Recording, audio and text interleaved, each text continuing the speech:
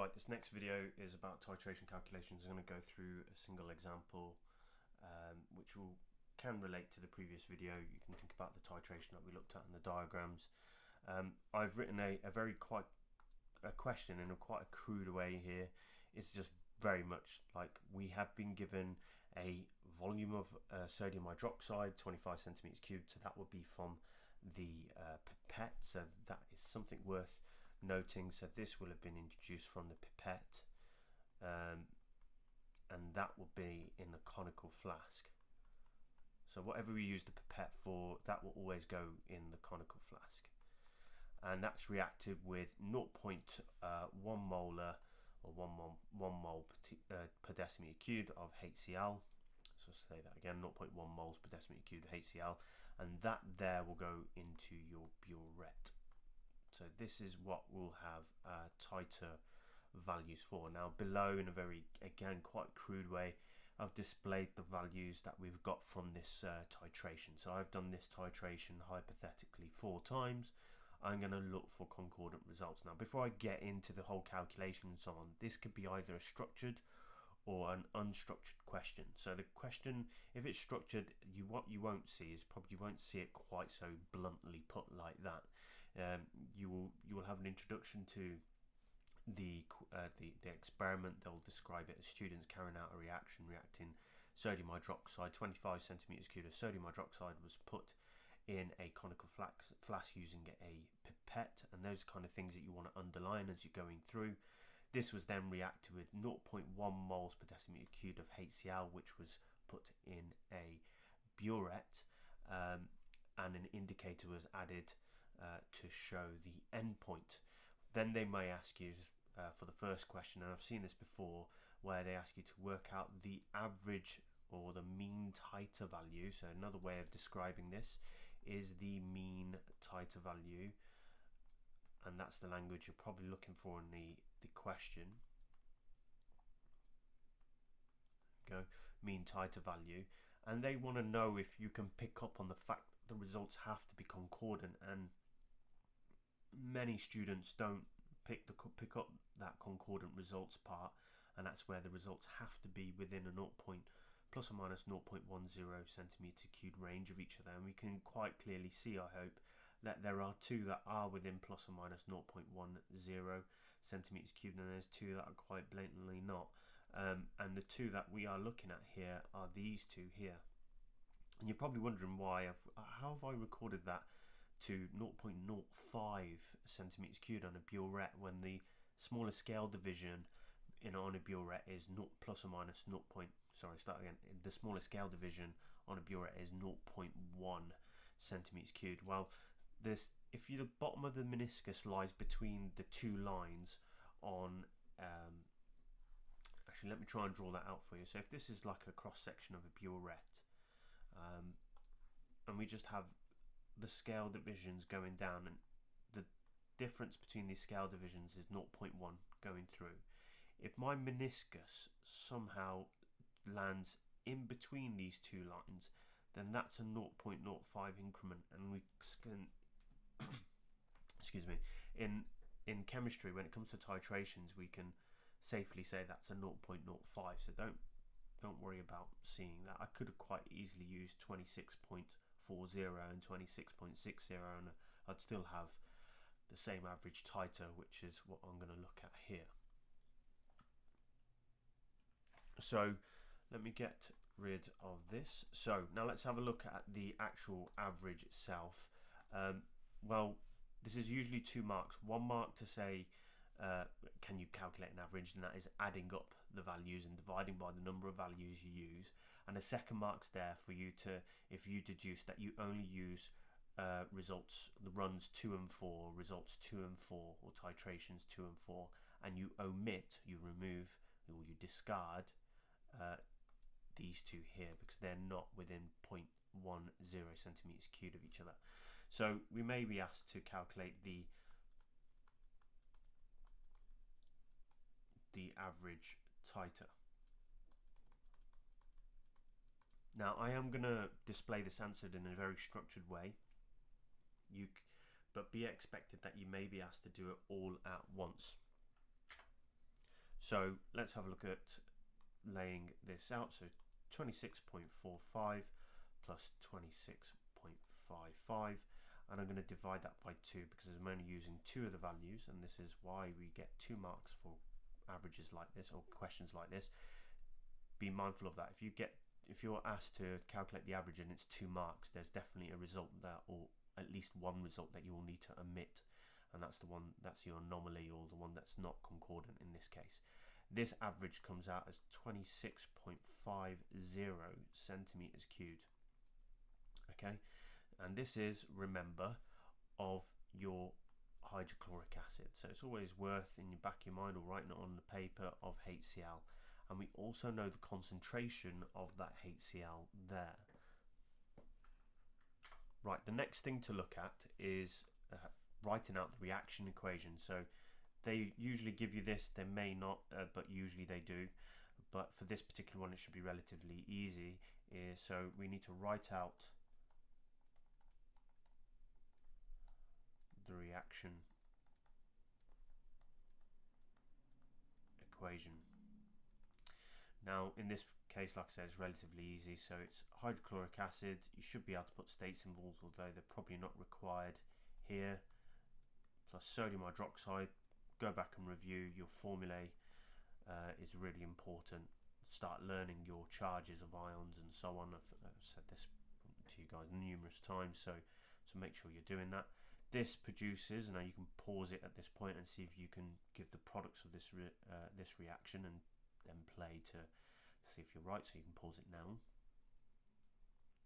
So it gives you sodium chloride, NaCl, plus H2O. Always check if it's balanced. Remember, this is a neutralization reaction, so we're going to have water there. We've got a salt, and we've got an acid and base reacting together. Always check if it's balanced. If it doesn't balance, or if you find it very difficult to balance, then your formulae are most likely to be incorrect. You've put one too many ions together, if you like. So you might have put HCl2 or NaCl2, or you could have put Na2OH, or you could have done NaOH2, and then you know you're definitely something's gone wrong in terms of the formulae if you can't balance it. Right, the next bit, now this is not how the question will come up. It won't say calculate the number of moles of the substance you have the volume and concentration of. If it's a structured question, it will literally say which one you need to calculate the number of moles of. But the idea is, if it's unstructured, you need to ask yourself the question is, what can I work out? What information have I been given there that I can pull out and use my knowledge of the equations involved with concentration, that I can work out something out of. Now, what you should recognize is that, if I just get the pointer, is that we've got the volume of HCl, but I've also got the concentration of HCl, which basically means I've got 2 components of that equation that we looked at in the previous video, and that is concentration is equal to moles divided by volume. Oops. We need to make sure we remember units, so moles per decimeter cubed for concentration,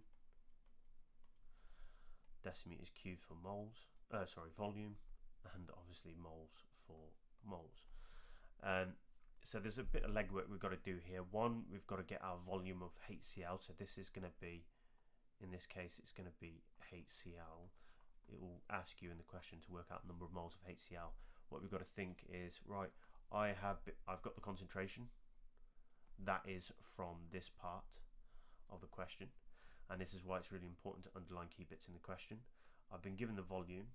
Now, the volume comes from your title volume, this bit here. Now, if I got that wrong, let's say I included all 4 of those runs, so I included all of these, then you would obviously lose your mark here, but you shouldn't lose any marks here because it'd be error carried forward. But you don't want to lose any marks full stop, so just make sure you've calculated this correctly. It's really easy to make mistakes, so just kind of look at those values quite carefully before you go any further.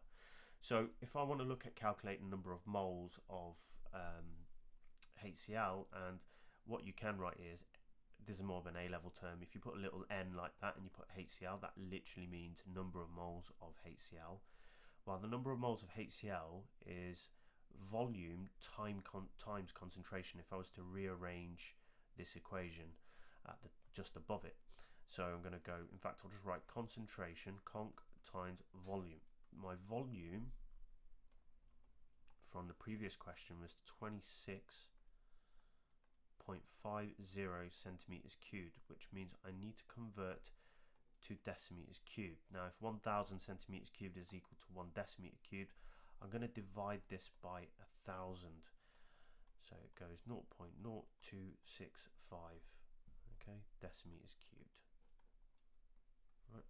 So my volume here is 0.0265 centimeters cubed.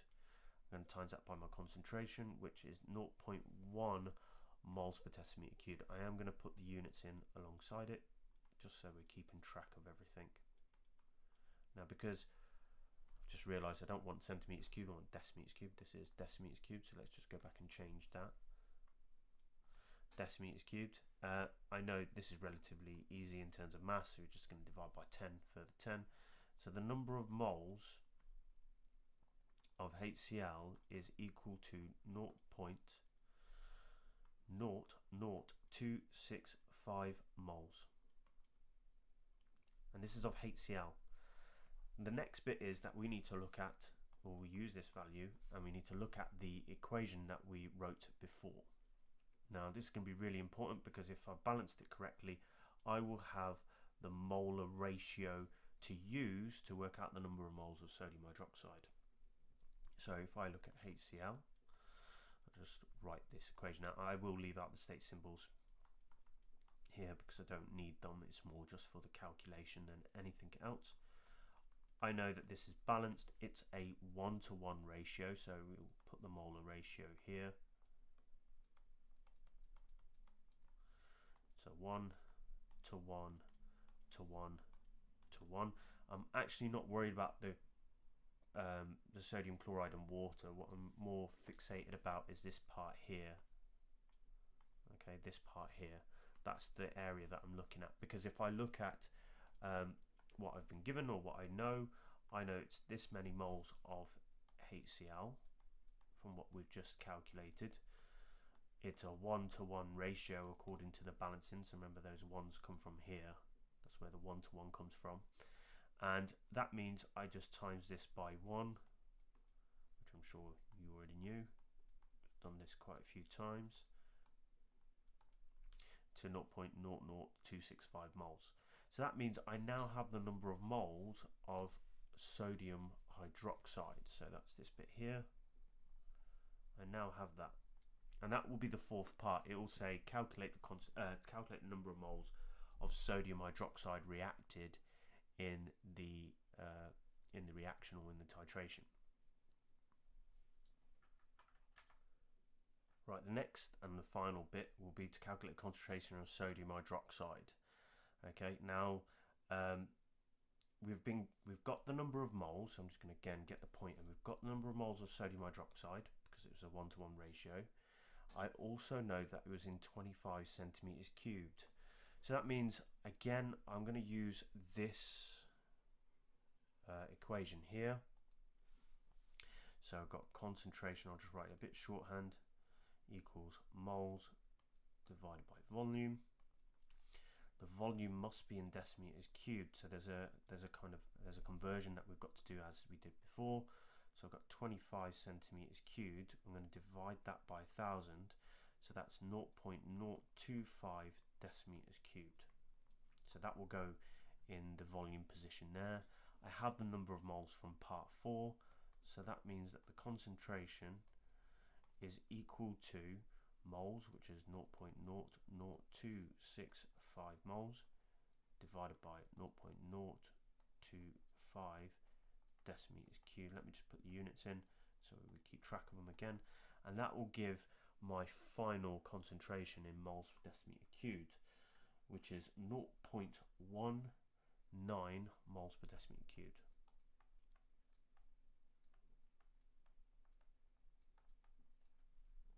Okay, so we have our concentration. Now, as per previous video, we may be asked to calculate the concentration in grams per decimeter cubed. Now, if that was an additional question, and this would be the higher end of this kind of question, this whole topic or area, I should say, what I should do is, this is the concentration of sodium hydroxide. Remember, this concentration of sodium hydroxide. If I wanted it in grams per decimeter cubed, if you remember, I times it by mR, because to get from moles to grams, if I times moles by mR, I get grams.